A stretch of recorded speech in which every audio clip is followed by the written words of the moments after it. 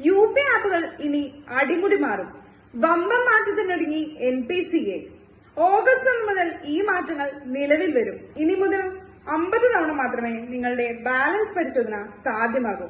ഇത് ബാധിക്കുക നിരവധി തവണ UPI ഇടപാടുകൾ നടത്തുന്ന വ്യാപാരികളെ ആയിരിക്കും. ഇനി നിങ്ങളുടെ UPI ആപ്പിൽ ഏത് ബാങ്ക് അക്കൗണ്ടാണ് ലിങ്ക് ചെയ്തിരിക്കുന്നത് എന്ന പരിശോധന 25 തവണ മാത്രമേ സാധ്യമാകൂ.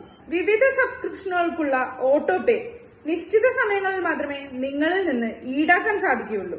നോൺ പീക്ക് അവേഴ്സ് ആയ പകൽ 10 മണിക്ക് മുമ്പും ഉച്ചയ്ക്ക് 1 മണി മുതൽ 5 മണി വരെയും രാത്രി 9:30 ശേഷവും മാത്രമേ ഈ ഇടപാടുകൾ നിങ്ങളിൽ നിന്ന് ഡെബിറ്റ് ചെയ്യുവാൻ സാധിക്കുകയുള്ളൂ. പണമിടപാട് നടത്തിയതിന്റെ വിവരങ്ങൾ ഇനി പരിശോധിക്കുന്നത് ദിവസത്തിൽ 3 തവണ മാത്രം. ഇത്തരത്തിൽ ഒരു തവണ പരിശോധിച്ചാൽ അടുത്ത തവണ പരിശോധിക്കുന്നതിനായി 90 സെക്കൻഡുകളോളം കാത്തിരിക്കണം. ഇനി മുതൽ പണമയച്ച ആളുടെ ബാങ്ക് ഏതാണെന്ന് നിങ്ങൾക്ക് അറിയുവാൻ സാധിക്കും.